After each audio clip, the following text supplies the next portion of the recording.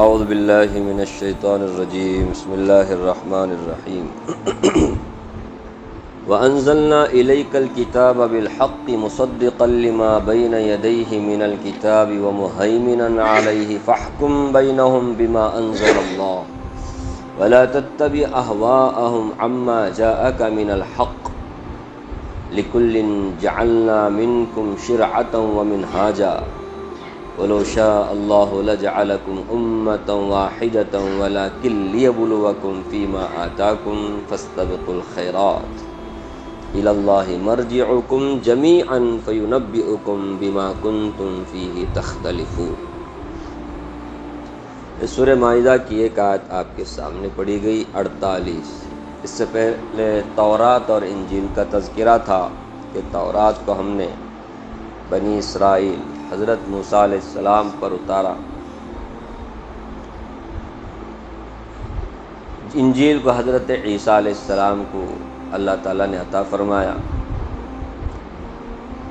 لیکن تورات کے ماننے والے، تورات پر ایمان رکھنے والے، انجیل پر ایمان رکھنے والوں نے اس میں خرد برد کیا، اس میں تحریف اور اس میں تبدیلی، اس میں رد و بدل کیا۔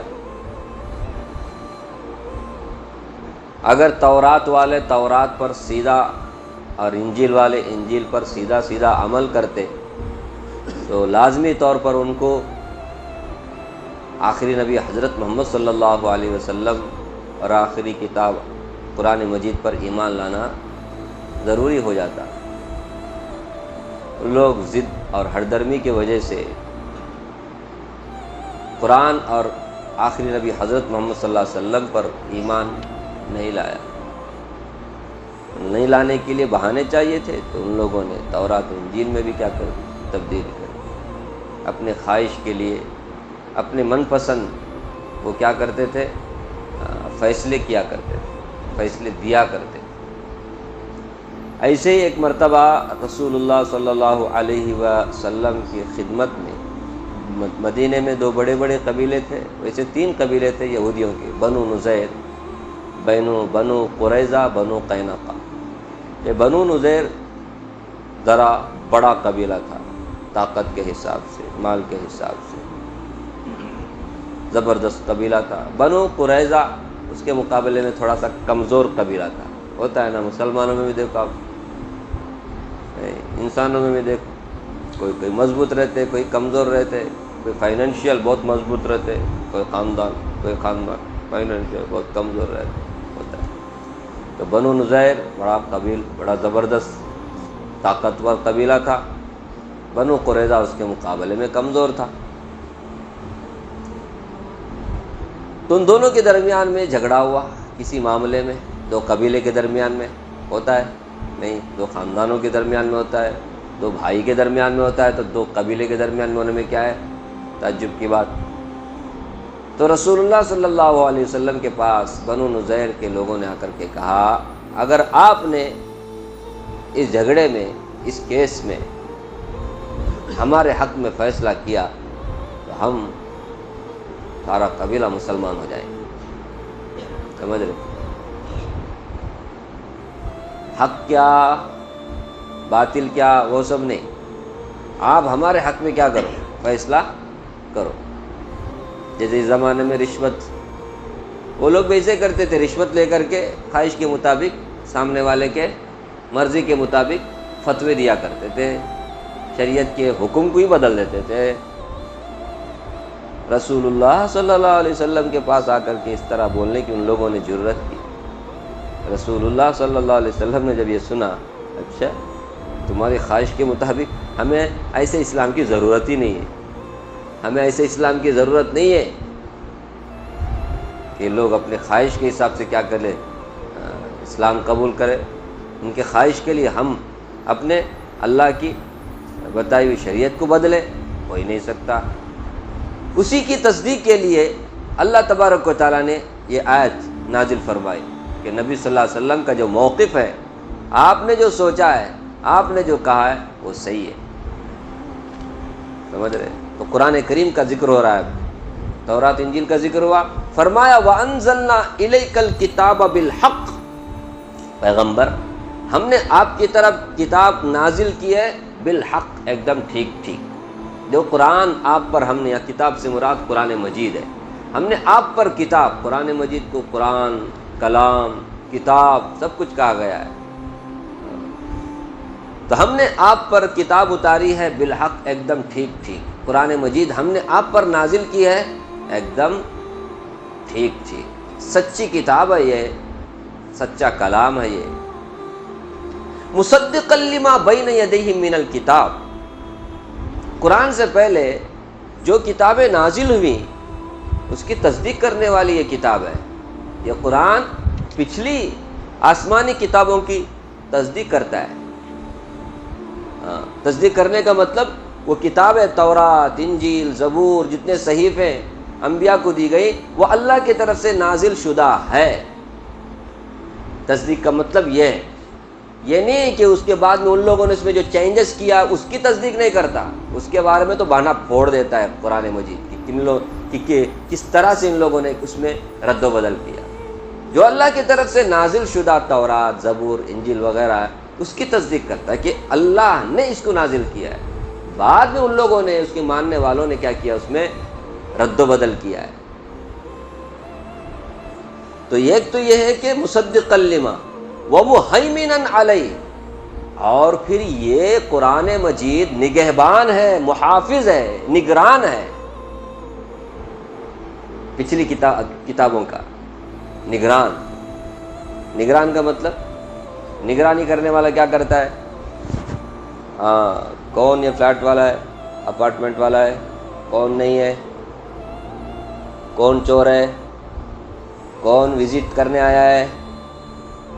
نہیں، نگہبان کا وہی تو کام ہے کیا رحمت اللہ بھائی؟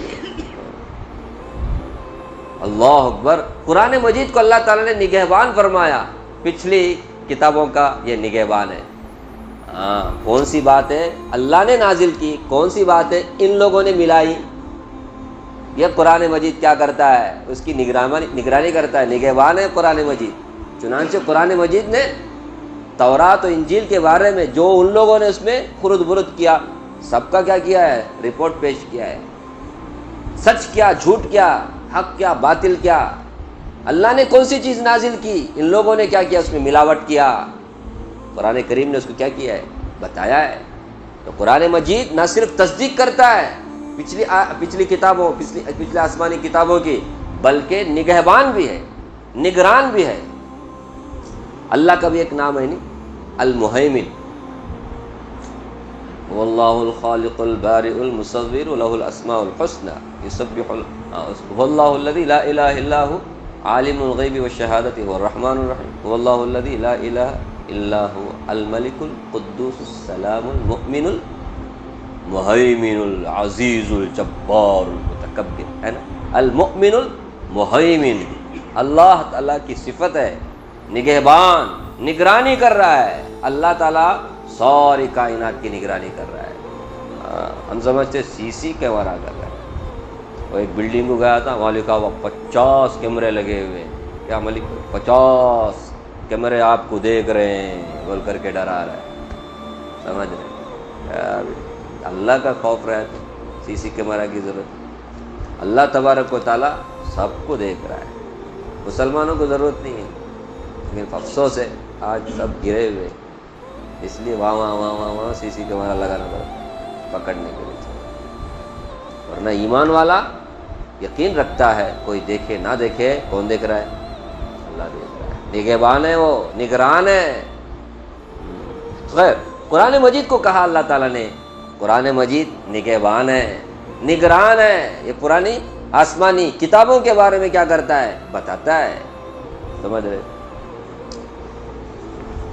اب آگے اللہ تعالیٰ رسول اللہ صلی اللہ علیہ وسلم فرما رہے ہیں فَحْكُمْ بَيْنَهُمْ بِمَا أَنزَلَ اللَّهُ، پیغمبر ان کے درمیان میں آپ فیصلہ کیجئے جو اللہ نے نازل کیا اس کے مطابق۔ سمجھ رہے؟ وہ کیا بول رہے ہیں؟ آپ ہمارے حق میں فیصلہ کرو تو ہم مسلمان ہو جائیں گے۔ بہت خیرات دے رہے ہیں مسلمانوں کو، بڑا مسلمان ہو کر کے بہت بڑا احسان کر رہے سمجھتے ہیں۔ اللہ تعالیٰ نے فرمایا آپ جو اللہ نے نازل کیا نا اس کے مطابق فیصلہ کیجئے ان کے درمیان میں۔ اس سے پہلے بھی آیا نا، آپ فیصلہ کرو نہ کرو، لیکن جب بھی فیصلہ کرو آپ کیا کرو، آپ کو اختیار ہے، آپ وہ کیس چھوڑ بھی سکتے ہیں، لیکن جب آپ کیس لے لیے ہاتھ میں تو فیصلہ کیسے کرنا، حق کے مطابق کرنا ہے۔ یہاں بھی کہا جا رہا ہے ان کے خواہش کے مطابق نہیں، چلو بھائی اتنا بڑا قبیلہ ہے، مسلمان ہو جائیں گے تو اتنے لوگ جہنم سے بچ جائیں گے، یہ سوچ کر کے پیغمبر وَلَا تَتَّبِعْ أَهْوَاءَهُمْ، ان کے خواہش کی اتباع نہ کیجیے، عَمَّا جَاءَكَ مِنَ الْحَقِّ، جو حق بات اللہ کے طرف سے آپ کے پاس آ چکی ہے اس سے اعراض کر کے، اس کو چھوڑ کر کے آپ ان کی خواہش کے پیچھے چل کر ان کے خواہش کے مطابق فیصلہ ہرگز نہ کیجیے، نہیں سمجھ رہے؟ جیسے ابھی آپ نے کیا نا، یہ آپ کا موقف صحیح ہے، یہ آپ کا اسٹیپ صحیح ہے، آپ نے صحیح کیا، اس پر آپ قائم رہیے، یہ مطلب ہے، ورنہ ابھی آپ صلی اللہ علیہ وسلم ان کی خواہش کے مطابق چل رہے تھے، ایسا نہیں، سمجھ رہے؟ کیونکہ نبی صلی اللہ علیہ وسلم کے ماننے والے ہو سکتا ہے ایسا کریں، اس لیے نبی صلی اللہ علیہ وسلم کے واسطے ساری امت کو کہا جا رہا ہے جب بھی فیصلہ کرو تو اللہ نے جو نازل کیا ہے قرآن مجید حق، اس کے مطابق کیا کرو، فیصلہ کرو، لوگوں کے خواہش کے مطابق نہیں انہوں ہمارے رشتہ دار، میں ان کی طرف سے گیا سو، میں ان کی طرف سے، میں یہی پارٹی کی طرف سے گیا سو، جو جس پارٹی کی طرف سے جا رہے اس پارٹی کے حق میں بات کرنے کا، چاہے انہیں ناحق ہو، ایسا نہیں ہوتا، سمجھ رہے؟ عام آدمی ایسا کرا تو کرا، لیکن جس کے پاس علم ہے، عالم دین ہے، مفتی ہے، قاضی ہے، اس کو ایسا نہیں کرنا چاہیے۔ کیا بولے؟ کیا جو سچ ہے اس کے مطابق کیا کرو، نہیں میں ان کی طرف سے گیا سو، بعد میں انہوں ناراض ہو جائیں گے نا، میرے پیچھے نماز پڑھیں گے نا، بعد میں پیچھے نماز پڑھنے دو، مت پڑھنے دو، جو سچ ہے وہ بات بولنے کا، بس جو اللہ نے نازل کیا اس کے مطابق فیصلہ کرنا، آدمی کے خواہش کے مطابق فیصلہ نہیں کرنے کا، نہیں میرا انہیں ہدیہ ختم ہو جائے گا، نذرانے یہ ہو جائیں گے، دوستی کٹ ہو جائے، کچھ بھی کٹ ہو جائے، اللہ تعالیٰ سے رشتہ نہیں کٹ کرنا چاہیے۔ کیا بولے؟ وَلَا تَتَّبِعْ أَهْوَاءَهُمْ، پیغمبر فَحْكُمْ بَيْنَهُمْ بِمَا أَنزَلَ اللَّهُ، جو اللہ نے نازل کیا اس کے مطابق آپ ان کے درمیان میں فیصلہ کیجئے، وَلَا تَتَّبِعْ أَهْوَاءَهُمْ، اور ان کی خواہش کی اتباع نہ کیجئے، عَمَّا جَاءَكَ مِنَ الْحَقِّ، جو اللہ نے حق بات آپ کے پاس پہنچائی اس سے اعراض کر کے ان کی خواہش کے مطابق فیصلہ نہ کیجئے، ان کی اتباع نہ کیجئے۔ ہم سب کے لیے اس میں کیا ہے سبب، کسی کی خواہش کے لیے اپنے اسلام کے قانون کو ہم خرد برد اس میں رد و بدل نہیں کر سکتے، نہیں ان کو پسند ہے، نہیں تو انہوں ہماری دعوت سنتے نہیں، ہماری بات سنتے نہیں، ارے واہ تم لوگوں کو کس نے زبردستی بول دیا ہے، زبردستی کیا ہے انہیں مسلمان ہونا بول کر کے، ارے غیر مسلموں کو اسلام کے قریب لانے کے لیے آپ اسلام کو بدل دیں گے، آپ اسلام کے کیا بولتے جو احکامات ہیں، جو آداب ہے اس کو بدل دیں گے، نہیں سمجھے؟ ایک سنگٹن ہے، تنظیم بہت زبردست ایک دم ایکٹیو تنظیم ہے یہاں منگلور میں، سمجھ رہے؟ وہ لوگ غیر مسلموں کو پمفلیٹ سب بانٹتے، کب تک بھی ان کو اوہانا پتریکے ایسا سب بلاتے، آؤ اسلام کے بارے میں سمجھو سوچو بول کر، تو وہ لوگ زیادہ خشخشی داڑھی رکھتے، کیا داڑھی رکھتے؟ خشخشی داڑھی ذرا دکھے تو بس اس کے اوپر میرے کو اعتراض، میں پوچھا ایسا کیوں؟ نہیں لمبی داڑھی رکھے تو بعد میں انہوں ہمارا پتریکے سب لیتے نہیں، ڈرتی انہوں، دہشت گرد بول کر کے، ٹیررسٹ بول کر کے، واہ یار سمجھ رہے؟ انہوں آتش نہیں، ہم نہ دیکھتش نہیں، او بول کر ڈر کر کے بھاگ جاتے، اس کے لیے بول کر ہم ان کے حساب سے اپنی داڑھی کو سجا کر کے رکھے ہیں۔ سجانے کا بھی ایک حد ہے، ایک مشت کے بعد ہونا تو سجا، ایک مشت سے پہلے سجانے کا کیسے کہا؟ ہمارے نبی داڑھی بڑھاؤ بولے سے کاٹو بولے، سمجھ رہے؟ تو کس کس کی خواہش کے مطابق کیا کرتے؟ میں یہ کہا انڈیویجلی بات نہیں کر رہا، یہ ایک سنگٹن ہے، اس میں اکثر نہیں 99% لوگ ایسے ہی ہیں جو خشخشی داڑھی، میری بات سمجھ رہے نا آپ، خشخشی داڑھی رکھتے، آپ دیکھیں گے پوری تنظیم میں ایسے ہی لوگ ملیں گے آپ۔ یہ سب کیوں کر رہے ہیں؟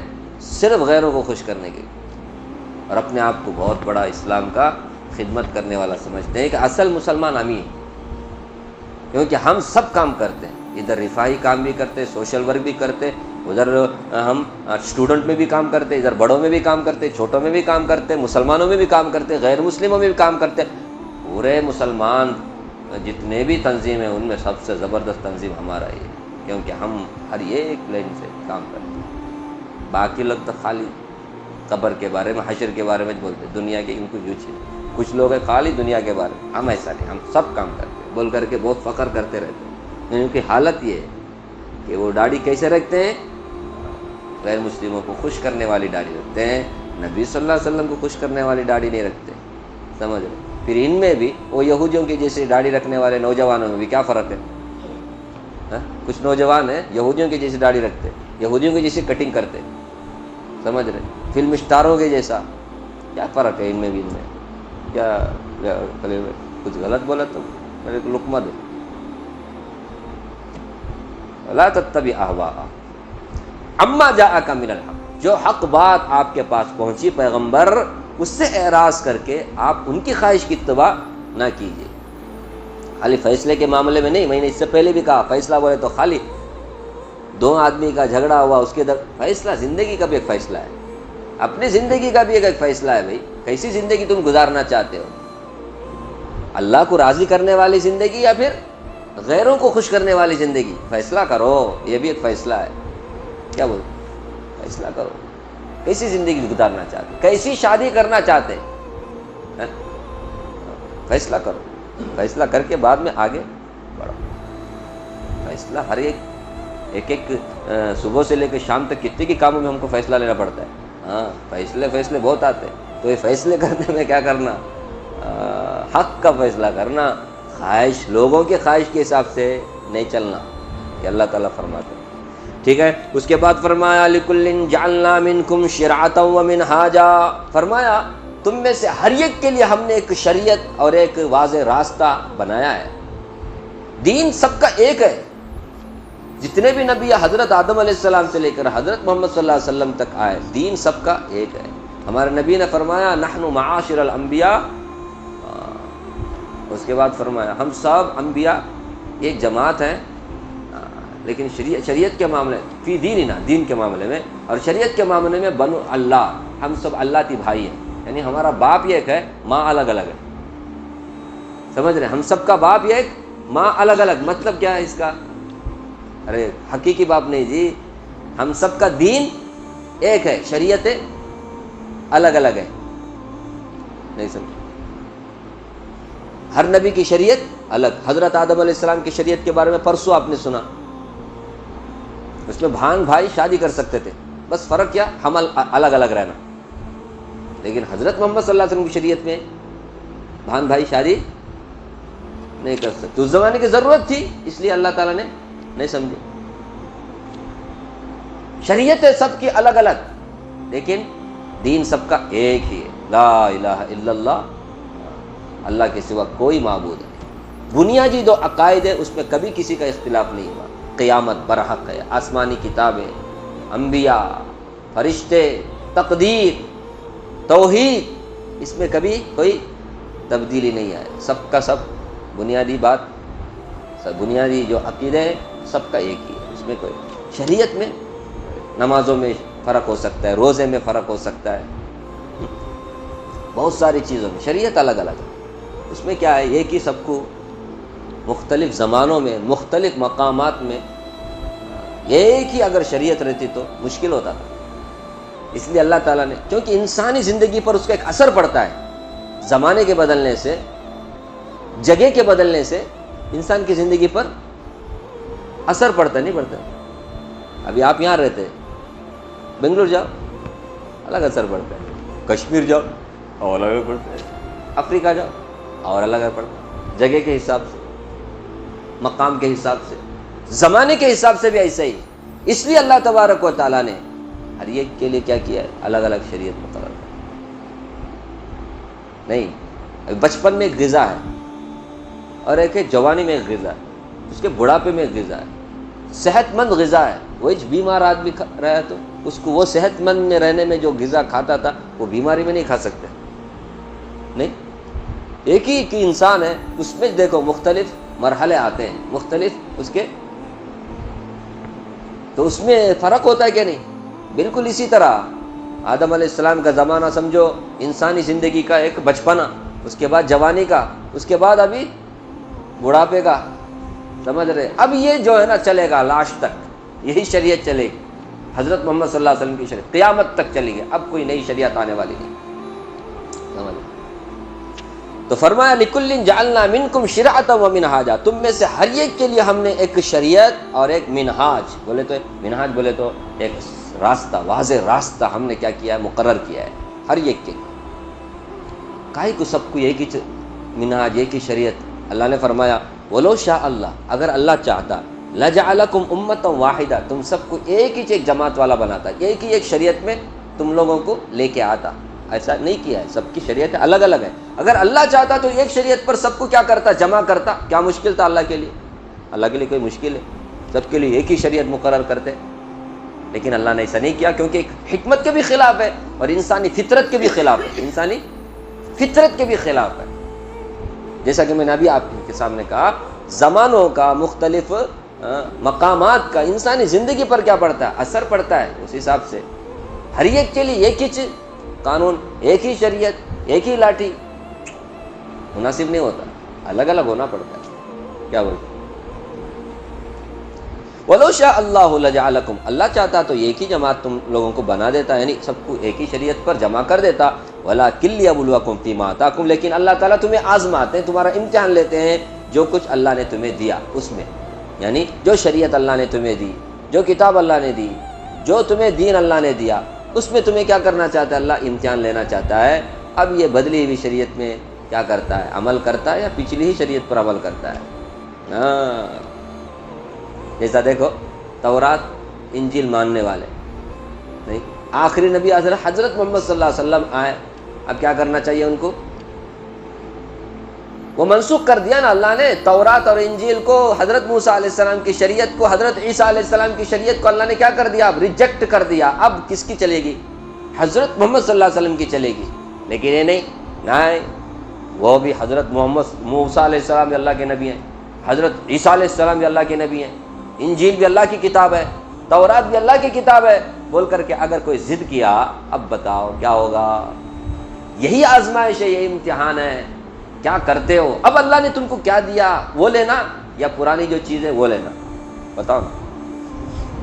آپ کا ایک زمانہ بچپن کا ہے، آپ کا ایک جوانی کا ہے، اب آپ کا ایک بڑھاپا ہے، نہیں ضد ہے، نہیں میں بچپن کا وہی پیتا رہوں گا، ماں کا دودھ ہی چھاتی کا، کیسے ہو سکتا ہے؟ نہیں سمجھے؟ وہی بچپن کا جو کھلونا ہے اسی کو پکڑ کے بیٹھا ہے، نہیں مجھے وہ چاہیے، کیا بولیں گے آپ کو؟ پاگل بولیں گے۔ ارے وہ بچوں کا ہے بھائی، تمہارا نہیں، تم تو بڑے ہو گئے ہو۔ نہیں بھائی سائیکل چلاؤں گا، ٹو ویلر چلاؤں گا، نہیں ایسا ہوتا ہے کیا؟ نہیں زمانہ بہت، سائیکل کتنا چلائے گا، ابھی تو نہیں۔ جیسے جیسے یہ ہوتا ہے وہی بچپنا نا، یہ اللہ تعالیٰ کی طرف سے امتحان ہوتا ہے۔ اس امتحان میں یہود اور نصارہ کیا ہو گئے؟ فیل ہو گئے۔ ان لوگوں نے یہی دماغ میں رکھا ہوا، یاد رکھیں آخری نبی حضرت محمد صلی اللہ علیہ وسلم کے آنے کے بعد اب کسی کی شریعت نہیں چلے، اب یہی آخری شریعت۔ اس لیے فرمایا فاستبقوا الخیرات، اب نیکی کے کاموں میں آگے بڑھو۔ اب نیکی کا کام یہی ہے کیا کہ آخری نبی حضرت محمد صلی اللہ علیہ وسلم کو ہی کیا کرو؟ فالو کرو، قرآن مجید کا فالو کرو، کیونکہ اللہ نے پچھلی تمام کتابوں کو کیا کر دیا؟ منسوخ کر دیا ہے۔ ویسے بھی لوگوں نے اس میں خرد برد کر کے، رد و بدل کر کے اس میں بہت سارا چینجز لایا ہے۔ اب قرآن مجید ہے جس کا محافظ اللہ ہے، یہ خود قرآن مجید مصدق بھی ہے، مہیمن بھی ہے، اس لیے اس کی کیا کرنا ہے؟ ابھی اتباع کرنا ہے۔ اب نیکی کے کاموں میں آگے بڑھو، باقی فیصلہ کہاں ہوگا؟ الی اللہ مرجعکم، تم سب کا لوٹنا اللہ کے پاس ہوگا، جمیعاً سب کا، یہود بھی، نصارہ بھی، ہندو بھی، مسلم بھی، غیر مسلم، سب کے سب اللہ کے پاس مرنے کے بعد پہنچیں گے۔ فَيُنَبِّئُكُم بِمَا كُنتُمْ فِيهِ تَخْتَلِفُونَ، جو تم لوگ جو اختلاف کرتے تھے آپس میں، اس کے بارے میں اللہ تعالیٰ تم کو بتائے گا، کون سچ، کون سچا، کون جھوٹا، کس کا مذہب صحیح، کس کا دھرم صحیح، کس کا دھرم غلط، یہ فیصلہ وہاں ہوگا۔ اب یہاں نہیں، یہاں تو اللہ نے بتا دیا ہے کیا سچ کیا جھوٹ، چلنے والے نہیں چلتے، تو وہاں اللہ بتائے گا۔ مطلب بتانے کا کیا ہے؟ جس نے چلا صحیح مسلک پر اسے جنت ملے گی، اور جس نے صحیح دھرم پر، صحیح دین پر نہیں چلا اسے جہنم ملے گی، بس یہی بتانے کا مطلب یہی ہے۔ ہاں، ورنہ دنیا میں بھی لوگ بتا رہے نا، مولوی لوگ بتا رہے نا، سمجھتے نہیں تو کیا کرنے کا، بتانے والے جو بتا رہے ہیں تو پھر اللہ بھی بتائے گا، وہاں اللہ کا بتانا کیسا ہوگا؟ پھر مہلت نہیں، سیدھا فیصلہ، فیصلہ۔ اللہ تعالیٰ مجھے بھی آپ کو بھی اللہ کی کتاب پڑھنے، سمجھنے اور اس کے تقاضے پہ عمل کرنے کی توفیق عطا فرمائے، اور ہم سب کا خاتمہ اللہ ایمان پر فرمائے۔